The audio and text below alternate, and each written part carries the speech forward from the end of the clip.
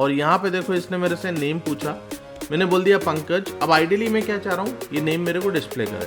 मैंने एंटर किया, कुछ इसने डिस्प्ले नहीं करा। अब वेरिएबल क्या होता है, it is basically a concept जो कि आपकी कुछ वैल्यू को डिनोट करने का काम कर रहा है सिस्टम के अंदर। और इसके अंदर एक लेन नाम का फंक्शन होता है जिसके अंदर अगर तुम नेम पास कर दोगे तो ये नंबर ऑफ कैरेक्टर्स इसके अंदर कितने वो निकाल के लिए आएगा।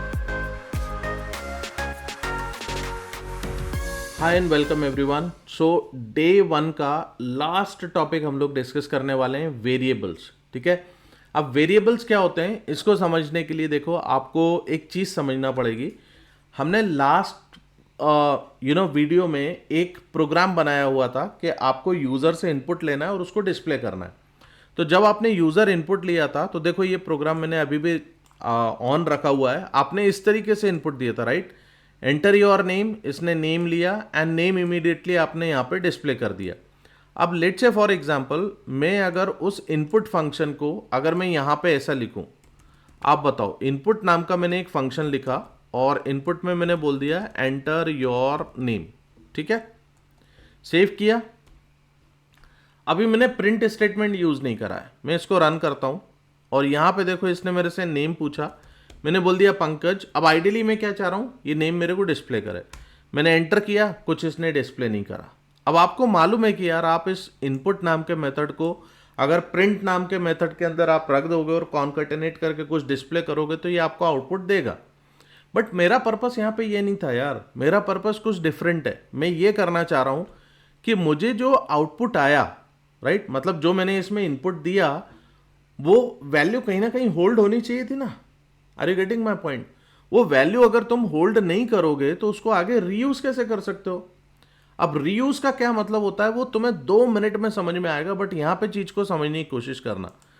देखो मैं ये चाहता हूं कि यार मेरे को इस पर्टिकुलर वैल्यू को किसी एक वेरिएबल में होल्ड करना है, तो मैंने बोला नेम नाम से एक वेरिएबल दे दिया। अब वेरिएबल क्या होता है, it is basically a concept जो कि आपकी कुछ वैल्यू को डिनोट करने का काम कर रहा है सिस्टम के अंदर। तो आपने नेम नाम का एक वेरिएबल बनाया, इस नेम के अंदर मेरे को वैल्यू मिल जाएगी यूजर की कोई भी वैल्यू। तो अगर मैं इस प्रिंट को यहाँ मतलब इस नेम को मैं यहाँ पे प्रिंट करूंगा तो लेट से मैंने नेम इज इक्वल टू करके प्लस नेम मैंने यहाँ पे डाल दिया। ठीक है, अब कॉन्कैटिनेट कैसे करते हैं ये भी आपको समझ में आ गया। मैं बार बार इन चीज़ों के ऊपर नहीं बोलूंगा गाइस, क्योंकि ये हम लोगों ने ऑलरेडी पिछले वीडियोज में डिस्कस किया है। मेरा आपसे एक्सपेक्टेशन ये है कि आप जितने भी वीडियोस मैं आपको दे रहा हूं ये वीडियोस आप देखो, समझो और चीज़ों को इंप्लीमेंट करने की कोशिश करो। ठीक है, नहीं देखा है तो प्लीज़ जाके देखा करो, तब चीज़ें समझ में आएंगी। तो यहाँ से देखो मैंने नेम करके इसको यूज़ कर लिया। अब मैं यहाँ पे इसको डिस्प्ले करूँगा तो जो भी नाम मैंने लिखा है इसके अंदर, ये नाम इसने यहाँ पे मेरे को ऐसे दिखा दिया। अब जब मैं आपसे रीयूज़ करने की बात कर रहा था, क्योंकि दिमाग में क्वेश्चन ये आता है कि सर हमने पहले ऑलरेडी इनपुट को अगर प्रिंट मेथड के अंदर करा है तो वो प्रिंट तो हो ही गया, तो उसमें अपने को इतना ज़्यादा क्या 3-5 करके रखना है, राइट। तो देखो इसमें क्या होता है यार, बहुत सिंपल सी चीज़ है। जब मैं इसको रीयूज़ करने की बात कर रहा हूँ तो मैं वेरिएबल्स के ऊपर बहुत सारे ऑपरेशंस परफॉर्म कर सकता हूँ। फॉर एग्जाम्पल मैं ये चाहता हूँ कि यार मेरे को नेम तो इसने डिस्प्ले कर ही दिया है, मुझे ये भी चाहिए कि यार इस पर्टिकुलर नेम में कितने कैरेक्टर्स हैं, राइट। तो देखो यहाँ पे नेम में कितने कैरेक्टर्स हैं उसके लिए आप क्या कर सकते हो, आप बेसिकली नंबर ऑफ कैर्स ऐसा करके एक वेरिएबल बना दूं। ठीक है, और इसके अंदर एक लेन नाम का फंक्शन होता है जिसके अंदर अगर तुम नेम पास कर दोगे तो ये नंबर ऑफ कैरेक्टर्स इसके अंदर कितने वो निकाल के लिए आएगा। तो यहाँ पे से देखो मैंने वापस से प्रिंट करा एंड योर नेम कंटेन्स कितने कैरेक्टर्स मेरे को इसको बताना है, तो मैंने यहाँ पे से बता दिया नंबर ऑफ कैरेक्टर्स, और यहां से मैं इसको बता देता हूं कैर्स, ऐसा कुछ करके मैंने इसमें लिख दिया। ठीक है, अब सेव करते हैं एंड रन करने की कोशिश करते हैं, समझते हैं क्या आता है। देखो तो यहाँ पे नेम बोल रहा है, मैंने पंकज बोला। अब देखो यहाँ पे इसने कुछ एरर बता दी। एरर क्या है तुमको पता है, what is the error basically. यहाँ पे से देखो ये बता रहा है type error can not only concatenate string to int to str। अब अगेन ये तुम्हारे लिए एक चैलेंज हो सकता है कि यार अगर इस प्रॉब्लम को मेरे को सॉल्व करना है, प्रॉब्लम्स ऐसी आएंगी, ठीक है, नो प्रॉब्लम, बट अगर इन प्रॉब्लम्स को तुम्हें सॉल्व करना है तो कैसे सॉल्व कर सकते हो। देखो अगेन यहाँ से जाओ, सिंपल इस प्रॉब्लम को कॉपी कर लो और यहाँ आने के बाद में सिंपल ऐसा लिख दो, ठीक है, और यहाँ पे लिखो इन पाइथन।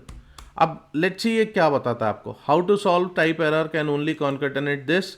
अब देखो इधर आओगे तो यहाँ पे तुमको एक ये कुछ ऐसा बता देगा कि अच्छा मेरे को एक str नाम का मेथड यूज़ कर लेना चाहिए और ये वैल्यू मेरे को बेसिकली str के अंदर यूज़ करना चाहिए।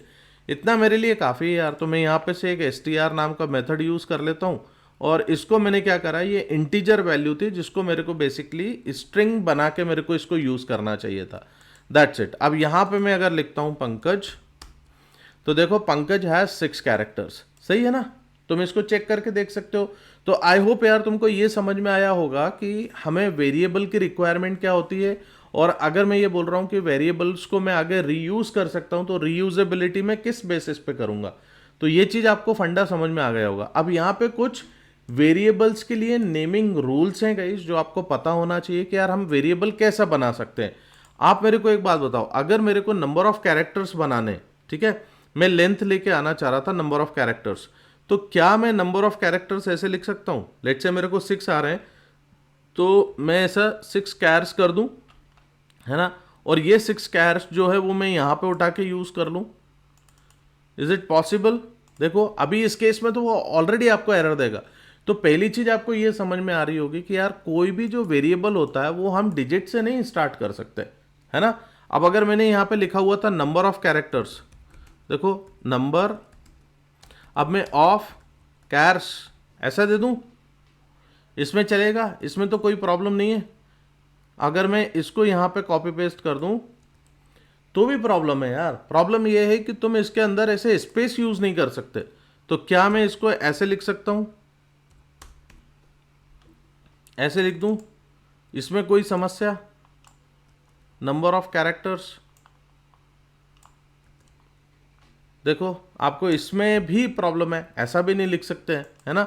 तो आपको मैं सिर्फ ये बता रहा हूं कि यार सही तरीका क्या होता है चीज़ों को यूज़ करने का, ताकि आप ये समझ पाओ कि हाँ यार these are the like things that you need to remember in order to work with programming. तो देखो ये आपके पास में सही चीज़ है। तो इससे रिलेटेड जो है मैंने कुछ रूल्स आप लोगों के लिए प्लान आउट किए हुए हैं, आप इसको ज़रूर ध्यान दीजिएगा। देखो पहली चीज़ तो ये है कि make sure your variable names are descriptive. तो कंजूसी मत करो, वेरिएबल का नाम थोड़ा बड़ा हो रहा है तो ऐसा नहीं कि आप उसका नाम नहीं दोगे। कई लोग होते हैं ABCD नाम दे देते हैं, ऐसा नहीं है कि ABCD IJKL ये गलत नाम है, बट इनकी एक जगह होती है, एक स्कोप होता है, उस स्कोप के अंदर इसको आप यूज़ करो, ठीक है। आगे अपन आने वाले कुछ चीज़ों में या चैप्टर्स में हम इसको पढ़ने की समझने की कोशिश करेंगे, बट आप अभी सबसे पहले फोकस करो इस चीज़ के ऊपर। Don't have space between words, ये मैंने आपको बता दिया है। Don't start your variable with numbers, ये भी मैंने आपको बताया। Don't use special words like print और इनपुट। हाँ, अब आप प्रिंट या इनपुट नाम से वेरिएबल नहीं बना सकते, क्यों?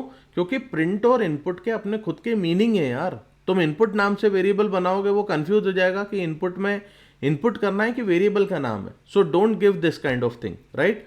Choose simple words that are less likely to become typos, मतलब बहुत ज़्यादा आपको टाइपोज उसमें आए, ये चीज़ नहीं होना चाहिए, ठीक है। And then check the company style guideline. हाँ, ये बहुत इंपॉर्टेंट चीज़ होती है। जब कभी तुम किसी कंपनी में जाओगे तो वहाँ की अपनी एक खुद की गाइडलाइंस होती हैं कि यार वेरिएबल के नाम कैसे होना चाहिए। जैसे एक चीज़ मैं आपको बता रहा हूँ, नंबर ऑफ कैरेक्टर्स मैंने ऐसा लिखा है, मैं इस चीज़ को ऐसा भी लिख सकता हूँ। देखो नंबर ऑफ कैर्स, इसमें कोई गलती नहीं है, समझ रहे हो। ये भी एक नेम देने का एक तरीका है, और जो मैंने अंडरस्कोर के साथ में दिया ये भी नेम देने का एक तरीका है। तो हर कंपनी में अपने अपने नेमिंग कन्वेंशंस होते हैं, आपको उसको फॉलो करना होगा। So this is something that you should understand. अच्छा, अब इतनी चीज़ों के साथ में मैंने आपके लिए कुछ चीज़ें और भी प्लान की हुई हैं। मैंने कुछ असाइनमेंट्स प्लान किए हुए हैं गाइज। इन असाइनमेंट्स को आपको इम्प्लीमेंट करना है और समझने की कोशिश करना है। देखो पहले तो यहाँ पे आप जैसे ये देखते हो, यहाँ पे मैंने असाइनमेंट्स दिए हैं, तो बेसिक कुछ असाइनमेंट्स हैं, ये असाइनमेंट्स आप कंप्लीट करिए नेक्स्ट सेशन में आने के पहले पहले, ठीक है। सो जो आप नेक्स्ट वीडियो देखोगे उसके पहले मैं ये चाहता हूँ कि यार ये असाइनमेंट्स आप कंप्लीट करो। And guys I will not be working on these assignments, मेरे पास और भी बहुत सारी चीज़ें जो मुझे आपको समझाना है। सो आई विश कि आप थोड़ा हैंड्स ऑन खुद से करो और इन चीज़ों को आप इम्प्लीमेंट करने की कोशिश करो। तो देखो यहाँ पे हम बेसिक असाइनमेंट मैंने आपको दिया हुआ है, create 2 variables x and y, assign the value 5 to x and value 10 to y and then print the sum of x and y. I hope ये सिंपल सी चीज़ है यार, तुम इसको कर सकते हो. देन वेरिएबल स्वैपिंग से रिलेटेड है कि write a program to swap the value of two variables A and B without using third variable, है ना.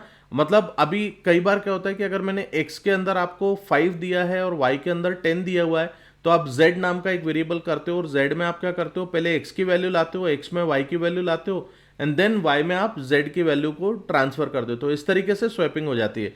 बट यहाँ पे मैं क्या चाहता हूँ कि यार आप थोड़ा सा एक लॉजिकल चीज़ों के ऊपर काम करो और इसमें बेसिकली आपको ये करना है कि आपको थर्ड वेरिएबल यूज ही नहीं करना है. जैसे फॉर एग्जाम्पल a की वैल्यू 3 है और b की वैल्यू 7 है, तो without using the third variable a के अंदर 7 आना चाहिए एंड b के अंदर 3 जाना चाहिए. ये आप थोड़ा सा लॉजिक लगाओ कैसे इंप्लीमेंट होगा. ये लॉजिकल चीजें हैं गाइस, लॉजिकल चीजें मैं आपको नहीं बताऊंगा. This is something that you will be doing. और अगर अच्छा सीखना चाहते हो तो don't go directly on Google कि यार इसको विदाउट थर्ड वेरिएबल कैसे करना है. देखो ये तो तुम्हें मिल जाएगा यार, है ना. कई लोग होते हैं चैट जीपीटी पे जाके लिख देंगे, बट वो गलत तरीका है बेटा, उसको नहीं करना है. आपको इसको करने के लिए सबसे पहले अपने लॉजिक खुद डेवलप करो. आप एक पेन पेपर लो और सोचो कि यार ये प्रोग्राम किस तरीके से हो सकता है, कैसे, कौन सी चीज़ मेरे को इसमें करना पड़ेगी. कुछ एडिशन मल्टीप्लिकेशन करके काम हो सकता है क्या, काफ़ी हिंट दे दिया, करके देखना. ठीक है, चलो फिर एक नेक्स्ट अपन करते हैं कि यार एक टाइप आइडेंटिफाई करो कि कोई भी जो वेरिएबल आपके पास में आ रहा है उसका टाइप क्या है. तो ये थोड़ा सा मैं आपको करके बता देता हूँ. एक टाइप नाम का फंक्शन होता है जिसके थ्रू आप ये चीज़ कर सकते हो.